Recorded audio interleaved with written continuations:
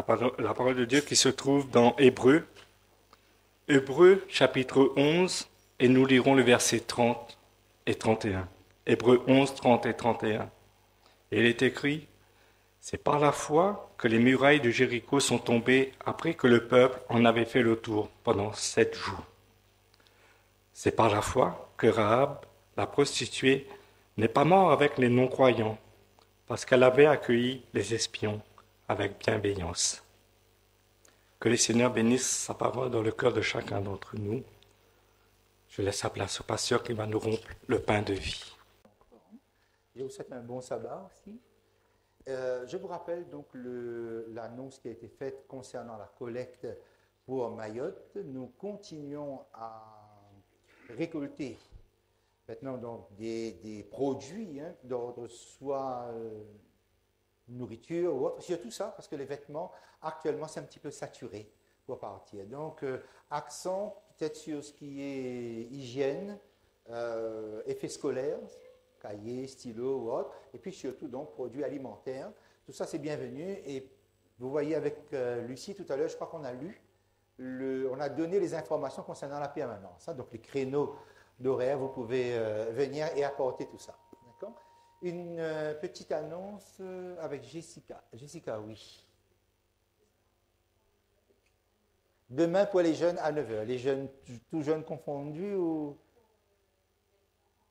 Ah, d'accord, ok. Ben, toujours dans la dynamique, préparer les colis pour Mayotte, donc pour pouvoir mettre tout cela dans des cartons, ficeler tout ça et préparer le départ, l'acheminement de tout ça vers Mayotte. D'accord? Donc, tous les jeunes sont dans votre disponibilité à partir de 9h. Okay? Je profite maintenant pour vous remercier tous les acteurs qui se sont rendus disponibles et qui ont pu participer à la soirée du temps de grâce et action de grâce et temps de louange que nous avons eu samedi dernier. Tous les acteurs, depuis les chantres, les musiciens, les techniciens et aussi donc l'équipe qui était à l'arrière. Votre travail a profondément impressionné tous ceux qui ne sont pas du tampon. Là, je tourne un petit peu vers Virginie et avec l'équipe qui se trouve derrière Virginie. Nous, on a l'habitude que les choses se fassent aussi bien, les tables soient si bien dressées, mais peut-être que ceux qui sont dans d'autres églises n'ont pas cette habitude d'être accueillis comme tels. En tout cas, un grand merci pour tous ceux qui se sont investis dans ce sens parce qu'on a passé effectivement un très bon moment aussi à l'arrière. Voilà. Alors, je me posais la question, qu'est-ce que je pouvais partager avec vous pour ce premier sabbat de l'année? Ce n'est pas toujours facile de choisir une dynamique de vision et d'orientation. Et j'ai choisi un sujet, parce que ce sujet me revient à l'esprit et je remédite, parce que j'ai médité là-dessus il y a quelques temps, quelques années, puis ça m'est revenu là ces derniers temps. J'ai dit, tiens, je vais partager avec vous ce qu'on pourrait considérer comme résolution 2025, parce que moi, j'en ai fait mes résolutions pour 2025. Alors, je prendrai l'exemple d'une femme dans la Bible. Vous avez vu tout à l'heure, lorsqu'on a lu le texte, il y a le nom d'une femme qui a été cité. C'est qui? Rahab. Vous avez dit avec justesse Rahab. Okay. C'est tout, Rahab? Est-ce que vous trouvez juste qu'on la qualifie de prostituée? Elle a toujours été prostituée? Elle n'a pas changé à un moment donné? Est-ce que par la suite, elle était toujours une prostituée? Non. Okay. Après l'expérience qu'elle a vécue, l'événement salutaire qu'elle a vécu, elle ne l'était plus. Alors pourquoi on continue à dire Rahab la prostituée? D'après vous? Bonne question. Mais est-ce que c'est nous qui disons Rahab la prostituée en fait? C'est dans la Bible même. L'Épître aux Hébreux, vous avez vu, c'est écrit Rahab la prostituée. C'est étrange, hein? Pourquoi? Parce que la prostitution ou être prostituée, c'était une situation avant qu'elle soit intégrée dans le peuple d'Israël, mais après, quand elle était intégrée, elle n'était plus prostituée. Alors pourquoi on continue à dire Rahab la prostituée? C'est pas juste, n'est-ce pas? Imaginons que j'ai été un fumeur avant, je suis converti, je ne fume plus, et on me présente, ben voilà, Jean-Paul, ex-fumeur ou fumeur. Imaginons que j'étais un bandit ou un voleur. Bonjour, je suis Jean-Paul, bandit, voleur. Qui aimerait ça, ok?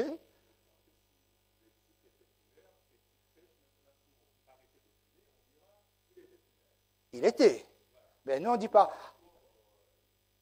l'ex-fumeur. Et on ne dit pas Rahab, l'ex-prostituée.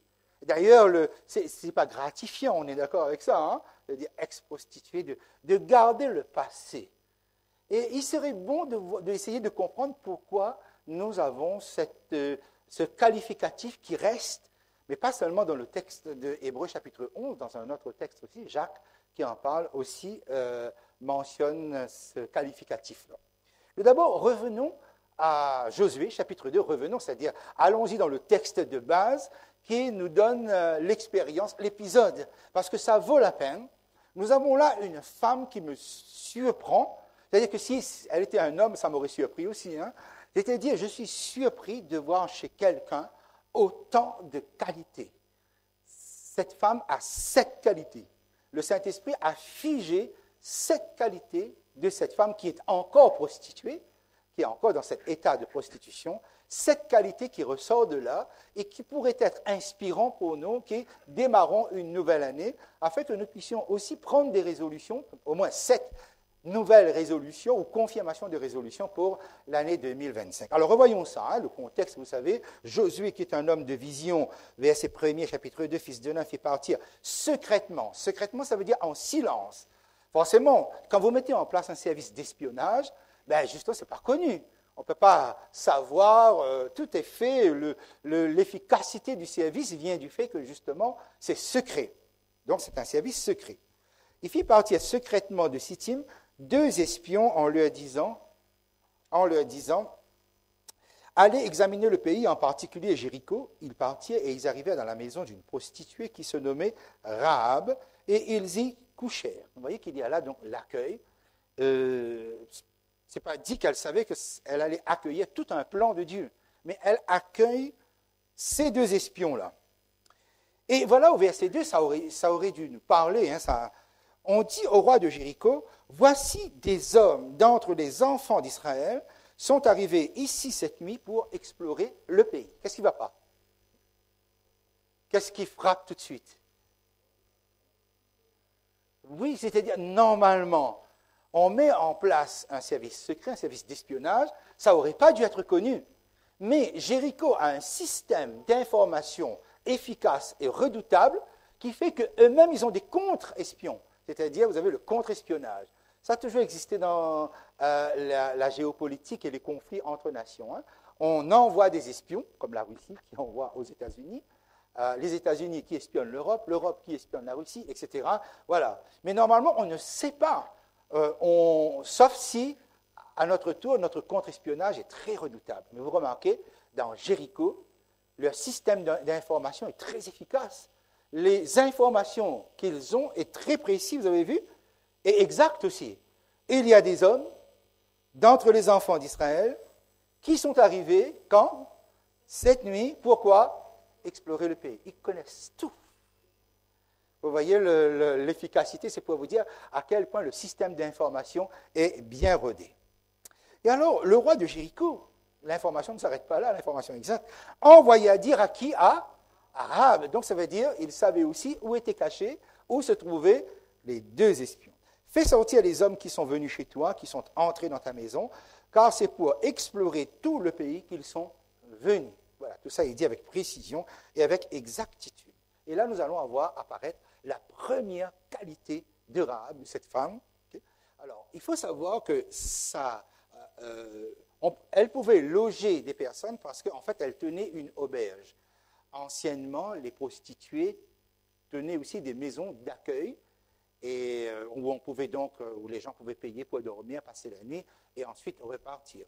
Et la prostitution était un service qui était comme une espèce de service plus qui était donné. Donc elle tient donc cette auberge-là, je dirais ça comme ça. Okay? Et là, regardez bien ce qu'elle va faire, verset 4. La femme prit les 2 hommes et les cacha. C'est immédiat. La première qualité de Rahab, c'est que c'est une femme d'initiative et c'est aussi une femme d'action. C'est-à-dire qu'on ne tergiverse pas, on ne réfléchit pas.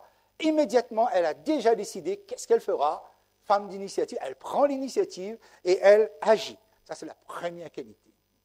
Et sans doute qu'une de nos premières qualités pour rendre notre vie spirituelle efficace, c'est aussi d'apprendre à être des femmes et des hommes d'initiative et d'action.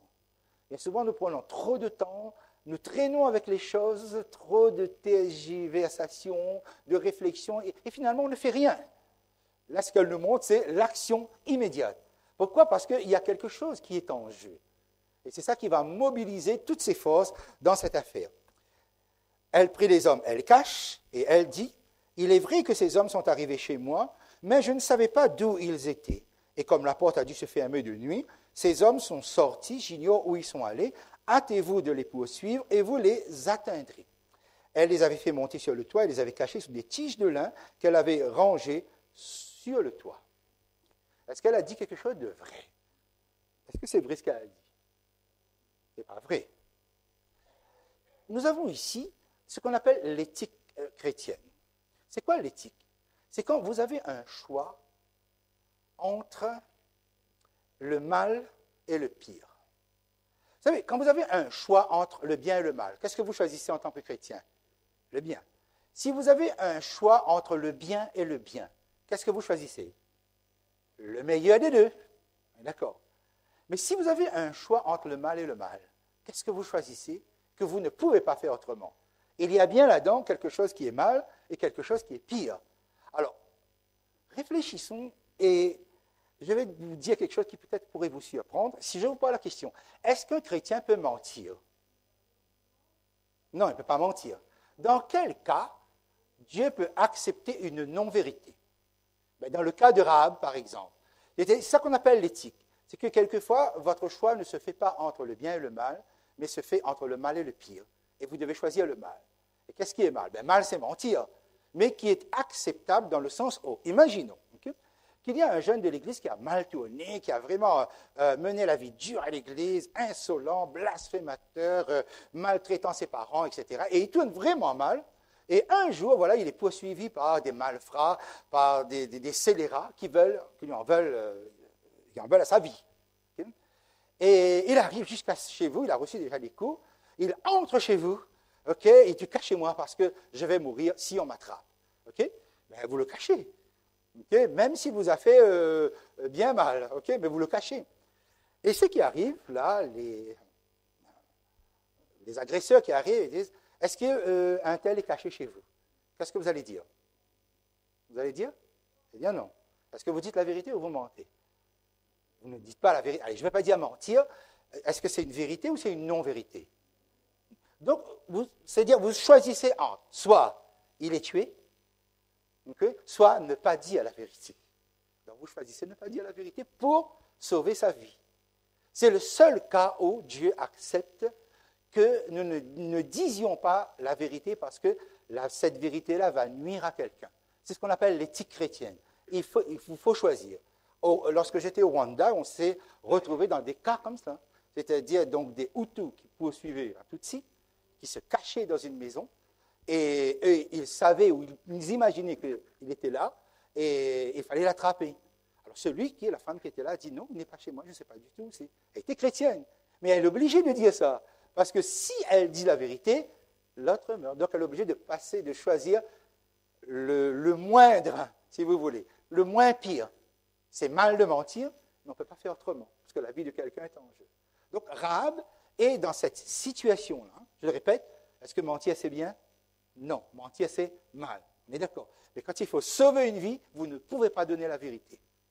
Je dis ça parce qu'il y a des philosophes comme Kant, Emmanuel Kant, qui disaient que si vous mentez, la source est corrompue, à tout jamais. Il faut toujours dire ce qui est vrai, quoi qu'il arrive. Alors, ce n'est pas possible, bibliquement, ce n'est pas possible. Vous voyez, Rahab est dans cette situation. Je dis ça parce que vous pouvez tomber sur des passages de la Bible où vous allez voir un prophète ne pas dire la vérité. Pourquoi? Parce qu'il y a des vies qui sont en jeu. On est d'accord? Voilà, ça c'est dit. Il fallait au moins qu'une fois ce soit dit. Alors, donc, elle ne dit pas la vérité, mais vous remarquez, regardez le verset 7. Ces gens les poursuivirent par le chemin qui mène au gué du Jourdain et l'ont fermé à la porte après qu'ils furent sortis. Est-ce qu'on a cru à Rahab? Est-ce qu'elle est crédible? Est-ce qu'on a cru à ses paroles?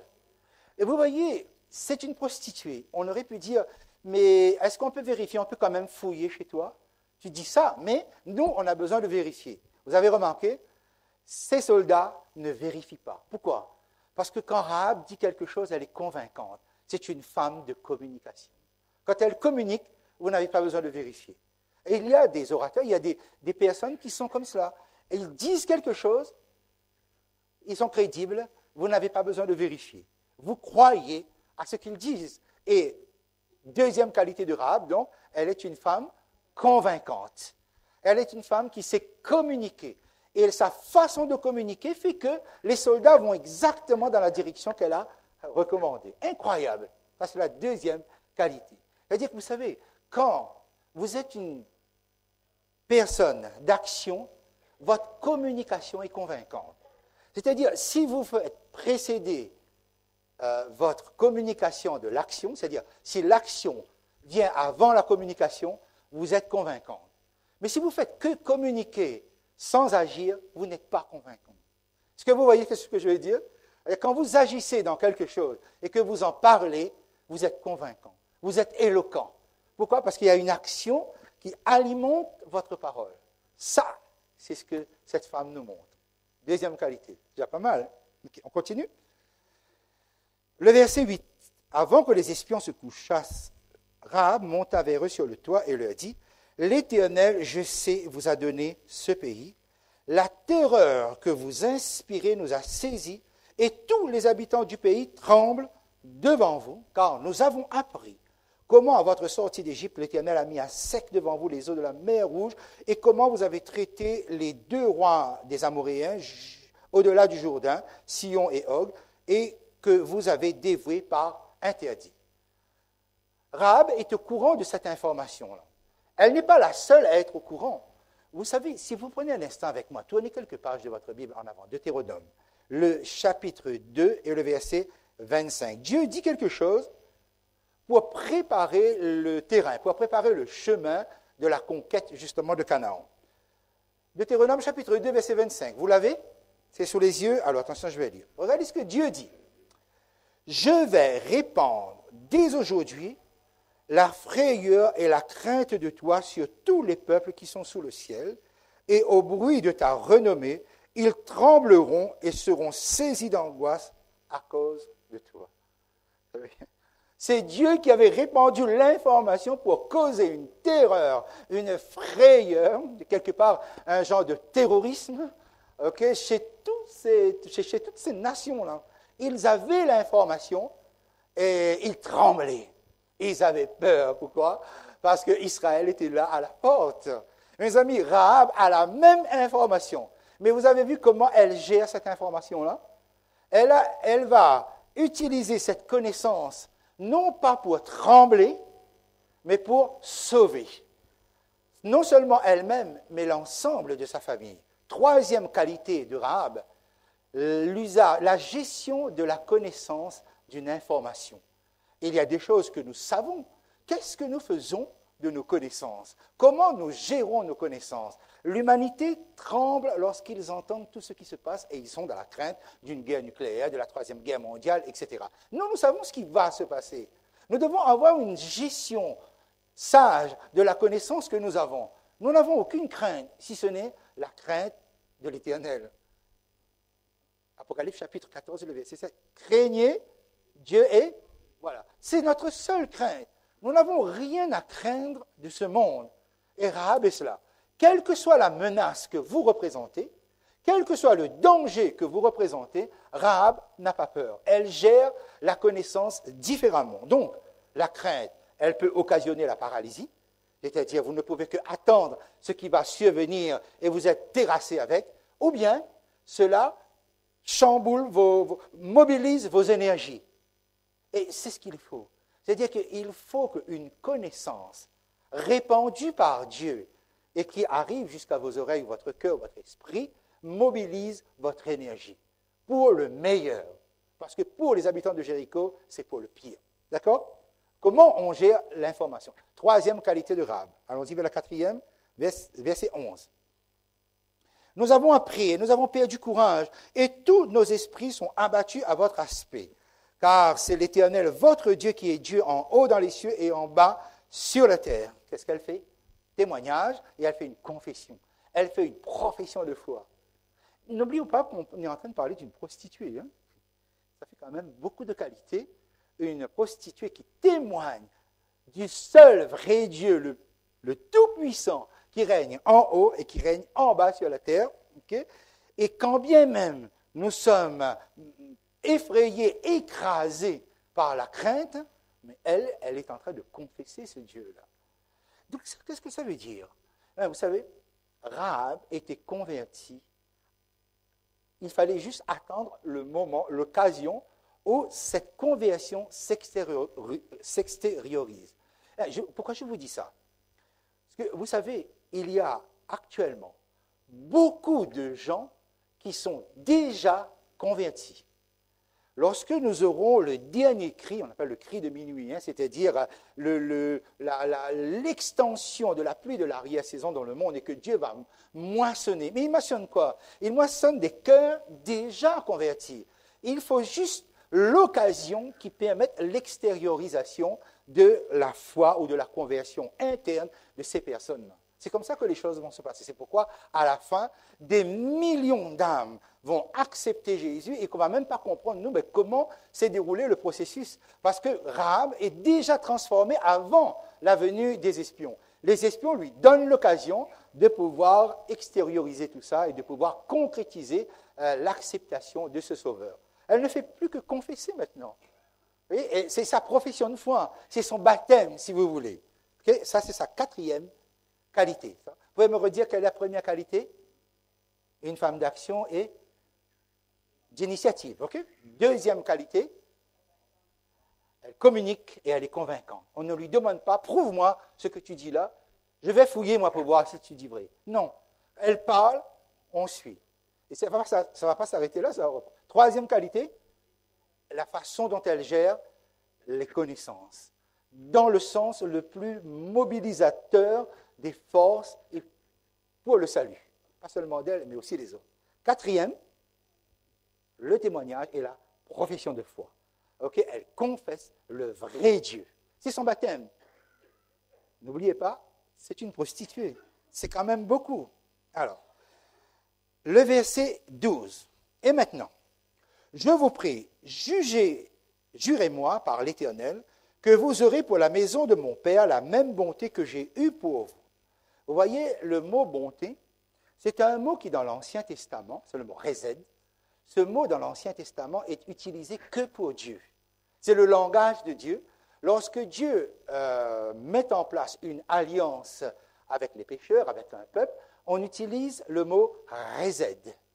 Et elle utilise ce mot-là, c'est elle qui l'utilise, qui dit « J'ai eu envers vous la bonté que Dieu a généralement envers les humains ».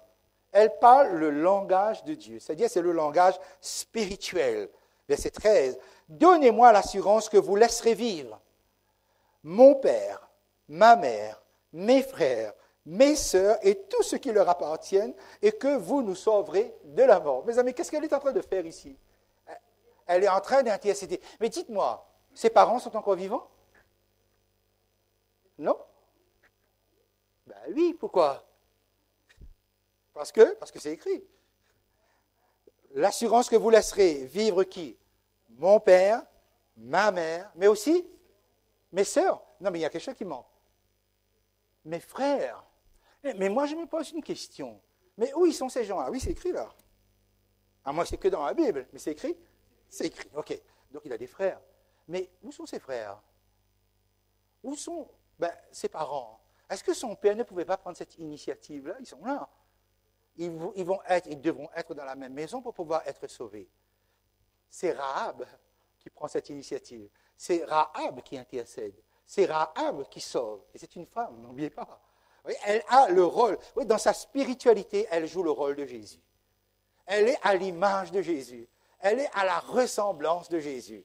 Elle sauve toute sa famille, comme Jésus veut sauver l'ensemble de sa famille humaine, en fait. Vous voyez, toute son action est pour cela. Donc, la cinquième qualité de Rahab, c'est sa spiritualité.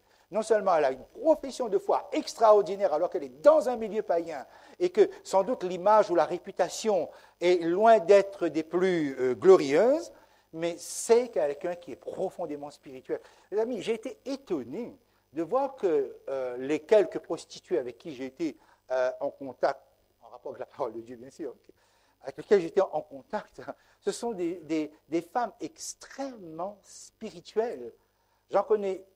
J'ai connu même une à Maurice, c'est à l'époque où en 2008, j'étais venu à Maurice, vous vous rappelez, j'étais là-bas pour une grande campagne d'évangélisation, c'était à Port-Louis, et il y avait presque 7 églises qui étaient présentes à ce moment-là. Il y avait une prostituée qui avait été baptisée là. Je ne sais pas si vous avez connu, parce qu'effectivement, on n'en a pas parlé, et on a fait connaissance, on a prié ensemble. Mais ce sont des personnes, vous savez, qui sont très spirituelles, hein, très sensibles sur le plan spirituel. Il y en avait une même donc, qui avait été tuée d'un coup de poing par un proxénète, là-bas, qu'on n'avait pas réussi justement à sauver. Mais c'est pour vous dire que dans le milieu, ces personnes ont une grande sensibilité, une grande recherche de Dieu. Je peux comprendre pourquoi il y avait des prostituées aussi dans l'entourage de Jésus. Parce que ces personnes-là sont très facilement touchées à ce niveau spirituel. Et vous voyez, là où on est, cette spiritualité de Rahab est une spiritualité à l'image de Jésus. Elle ressemble à Jésus. Elle sauve comme Jésus. Elle a ce souci de dire les moi et les miens. Personne ne prend l'initiative alors qu'elle a encore son père, alors qu'elle a encore ses frères. C'est elle qui décide, c'est elle qui prend cette liberté de pouvoir ne pas trembler, de refuser la fatalité de la perdition, la fatalité de l'extinction. Non. Okay? Ça c'est cette initiative-là qui est essentielle dans l'épisode que nous avons. Nous continuons. Voilà. Verset 15. Elle les fit descendre avec une corde par la fenêtre, car la maison qu'elle habitait était sur la muraille de la ville, comme on a mentionné tout à l'heure. Et verset 16. Elle leur dit, allez du côté de la montagne, de peur que ceux qui vous poursuivent ne vous rencontrent. Cachez-vous là pendant 3 jours, jusqu'à ce qu'ils soient de retour. Après cela, vous suivrez votre chemin. C'est incroyable la précision et l'exactitude avec laquelle elle donne une directive. Vous avez vu ça? Normalement, c'est un chef militaire qui parle comme ça, qui dit, écoutez, vous allez partir, descendez par là, allez dans cette direction-là, cachez-vous pendant 3 jours, on est bien à la précision, 3 jours, au bout de 3 jours, c'est bon, vous pouvez rentrer et l'affaire est faite. Elle a un esprit stratège. Quand elle met en place une action, vous avez remarqué que tout est extrêmement précis dans son esprit. Et les 2 espions vont suivre à la lettre cette directive qui se trouve ici. Regardez ça. Ces hommes lui dirent, voici de quelle manière, etc. Verset 18, à notre entrée dans le pays, attache ce cordon de fil cramoisi à la fenêtre par laquelle tu nous fais descendre et recueille auprès de toi dans la maison de ton père, ta mère, tes frères et toute la famille de ton père.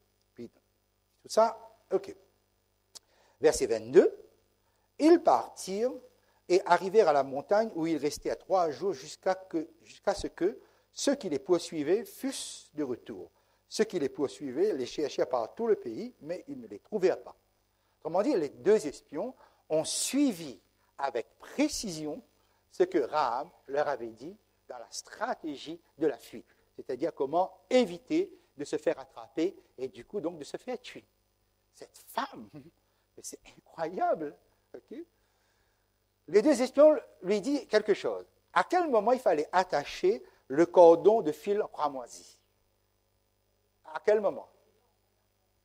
À notre entrée dans le pays. Lorsque vous allez voir l'armée, lorsque vous allez voir l'attaque, tu vas attacher.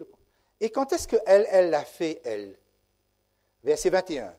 Elle répondit qu'il en soit selon vos paroles. Elle prit ainsi congé d'eux, et ils s'en allèrent, et elle attacha le cordon de cramoisi à la fenêtre. À quel moment elle l'a fait? Elle l'a fait tout de suite. Non seulement c'est une femme d'action, mais c'est une femme d'action immédiate. C'est-à-dire la rapidité de l'action.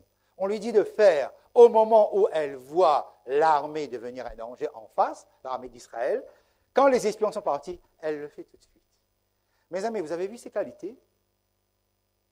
On va les récapituler très rapidement. Alors, donnez-moi les 7 qualités de Rahab, la prostituée, parce qu'elle est encore prostituée, quand cette qualité-là se manifeste. Alors, allez-y. Première qualité, action et initiative. OK? Ce que Dieu aime d'ailleurs. Deuxième qualité, c'est une femme convaincante, parce qu'elle sait communiquer. Quand elle communique, on ne conteste pas, parce qu'elle a une force de communication. Cette femme a une force de caractère, cette femme a une force de personnalité. Troisième qualité, la gestion de la connaissance d'une information qui est très importante. Elle le gère différemment des habitants du pays, des autres habitants du pays. Elle le gère en vue du salut. Elle refuse la fatalité de la mort, la fatalité de la destruction. Quatrième qualité, la profession de foi. Elle va professer dans son témoignage que Dieu est Dieu.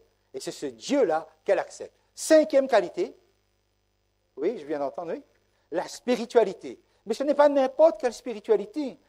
Quand elle parle, elle a le langage de Dieu. Et tu lis dans ma Bible en même temps, toi? Non. Ah, okay. Alors, quand elle parle, elle a le langage de Dieu. Et c'est exact. Et surtout, vous avez vu que alors que son père, sa mère, ses frères, ses sœurs sont encore vivants, c'est elle qui sauve à l'image de Jésus. Elle ressemble à Jésus. Ça, c'est cinquième qualité. Sixième qualité, l'esprit stratège. Okay? Les directives qu'elle donne sont des directives extrêmement précises. Okay? Et on suit, hein? C'est-à-dire qu'on ne doute pas un seul instant, on ne dit pas, mais est-ce que tu es sûr? Est-ce que ce n'est pas plutôt là-bas ou de l'autre côté? Non, elle a dit ça et on y va. Et enfin, septième qualité, oui, l'action est immédiate. C'est-à-dire, on ne procrastine pas. Et sans doute, j'espère que vous retirez au fur et à mesure vos propres déterminations, vos propres résolutions pour 2025. OK? Je ne sais pas si vous êtes comme moi, mais nous aimons procrastiner. Ça veut dire quoi, procrastiner? Au cas où moi-même j'aurais oublié. Oui. Oui, voilà, remettre le lendemain ou remettre indéfiniment, particulièrement pour des personnes qui ont la phobie administrative. Vous savez ce que c'est que la phobie administrative? Okay? On remplit ses papiers, particulièrement les déclarations d'impôts, à la dernière minute. Et vous savez, c'est un mystère pour les sociologues et psychologues parce qu'on ne comprend pas, de toute façon, ça ne va pas changer. Pourquoi? Et moi-même, j'ai déjà eu à couler mon bulletin à minuit moins 5, okay, vraiment à l'époque où on coulait les enveloppes, là, c'était le format papier. Okay? Peut-être qu'une bonne décision, c'est d'arrêter de remettre essentiellement à plus tard ce qu'il faut faire maintenant, parce que plus tard, ça peut être trop tard. Et l'exemple que cette femme donne de sa septième qualité est un exemple pour nous. Alors, écoutez bien, vous avez vu ces 7 qualités-là? Si vous connaissiez ou si vous aviez dans votre équipe quelqu'un qui a ces 7 qualités-là, où est-ce que vous allez le placer? Où est-ce que vous allez le mettre? Prostitué? Oui, vous allez le mettre? Oui, dans le leadership, forcément. Posons-nous la question. Comment se fait-il qu'une prostituée ait autant de qualités? Oui. Peut-être que j'ai mal posé la question. Il faudrait que je pose la question différemment. Comment expliquer qu'une femme qui a autant de qualités soit devenue prostituée? Parce qu'en inversant la question, nous arrivons forcément à nous dire que la prostitution n'est pas sa nature ni sa fonction. C'est un accident de son parcours. On ne sait pas pourquoi elle est arrivée à cette situation. Mais ce n'était pas sa destinée, pour prendre le mot que Martine vient d'utiliser, ce n'était pas son orientation. Et ça devient essentiel pour nous. Pourquoi? Parce que nous pouvons nous retrouver dans des situations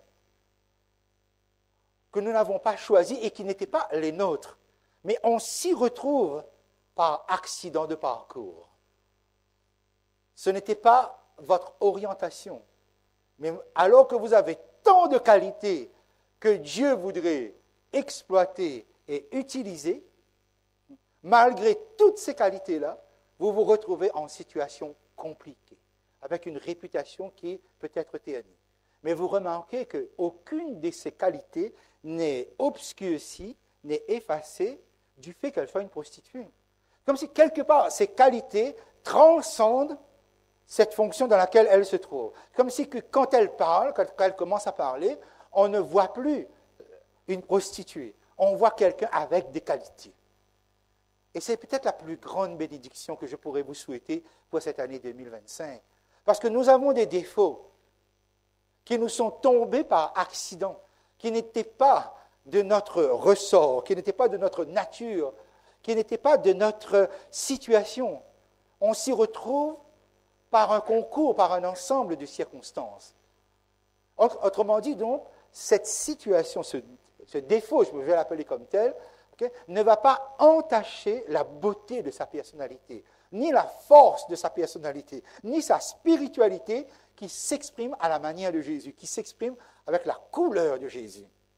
Le texte qui a été lu tout à l'heure, justement, Hébreux chapitre 11, en faisait ressortir le point. Il disait que, voilà, Rahab, la prostituée, a été sauvée. Mais dans Jacques chapitre 2, prenez un instant avec moi, Jacques chapitre 2.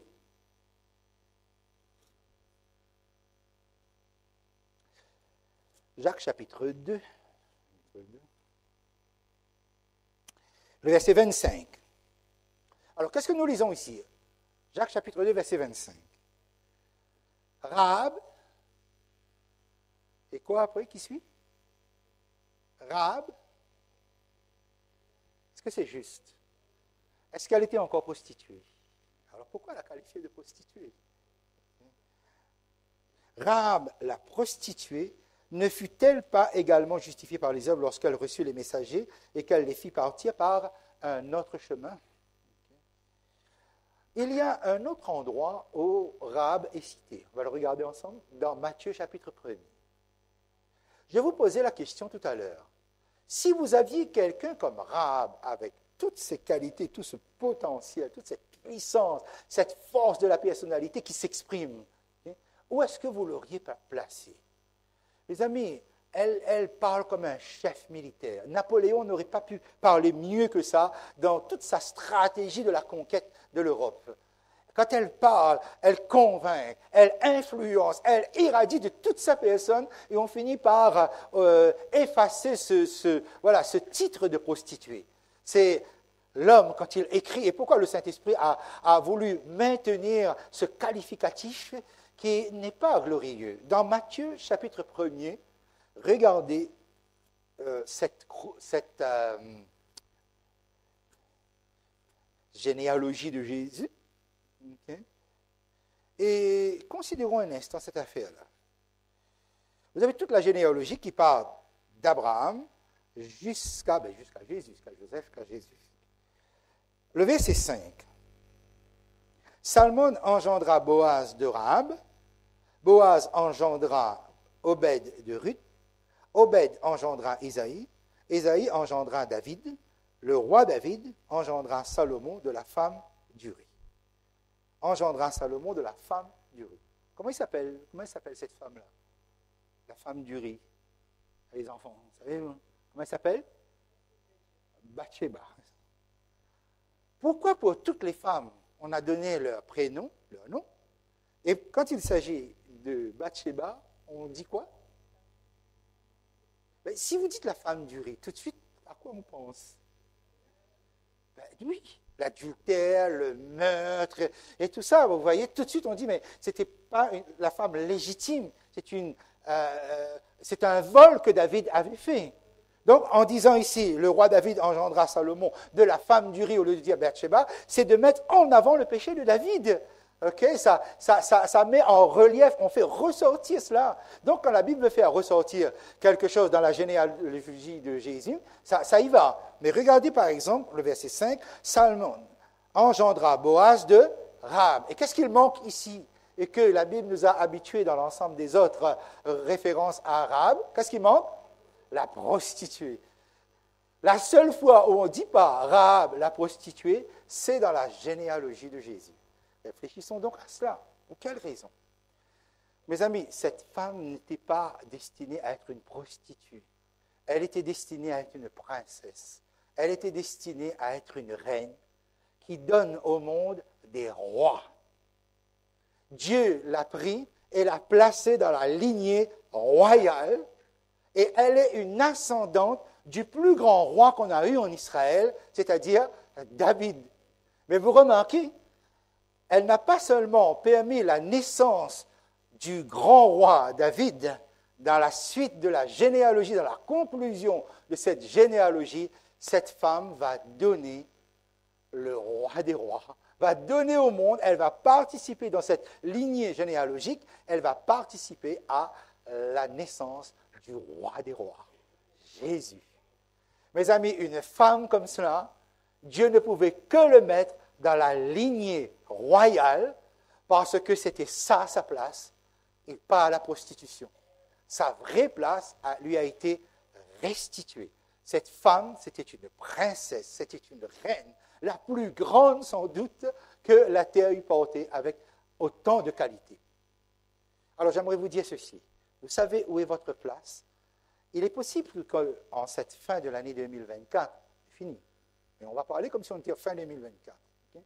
Nous avons trop longtemps pataugé là où ce n'était pas notre place, parce que les circonstances nous ont placés dans des postures, dans des situations auxquelles nous avions à rougir, que nous n'avions pas choisies et qui n'étaient pas notre destinée non plus. Parce que quelle est votre destinée? Celle de Rahab, avec toutes les qualités que vous avez, et moi je crois que vous avez ces qualités-là, avec toutes les qualités que vous avez, vous êtes des princesses. Pour commencer dans l'ordre, vous êtes des princes. Amen. Gloire à Dieu. Mes amis, vous n'êtes pas n'importe qui, et quand bien même il y a des situations qui ont pu ternir votre image, qui ont pu ternir votre vie, qui font que jusqu'à présent, lorsque vous pensez au passé, il y a peut-être sans doute quelqu'un pour vous regarder, pour vous parler comme si vous étiez encore cette personne du passé-là. Okay? Comme nous avons dans Jacques, comme nous avons dans Hébreux. Mais vous savez comment le ciel vous regarde? Et vous savez où est-ce que le ciel vous a placé, vous? Le ciel vous a placé dans la lignée royale de Jésus-Christ. Parce que vous appartenez à Jésus-Christ, toutes vos qualités sont utilisées par le ciel pour faire éclater la gloire de Jésus-Christ. Que Dieu vous bénisse abondamment, que vous puissiez oser être ces hommes et ces femmes d'initiative, ces femmes d'action qui deviennent ces hommes et ces femmes de communication qui convainquent uniquement parce que vous vivez ce que vous croyez, parce que vous vivez avec Jésus-Christ, que vous puissiez avoir l'utilisation, l'usage d'une connaissance, mais pour sauver. Non seulement vous, non seulement votre foyer, mais aussi toutes les personnes que le Seigneur vous donne. Que vous puissiez dans ce monde, prophétiser qu'il n'y a qu'un seul Dieu, il n'y a qu'une seule parole, il n'y a qu'une seule vérité, Jésus. Puisse votre spiritualité être à l'image de ce Jésus, puisse votre langage être le langage de Dieu, le langage de l'amour de Dieu, et puisse aussi vous-même être en mesure de donner à des individus qui ont besoin du secours de Dieu des directives stratégiques. Vous avez une expérience.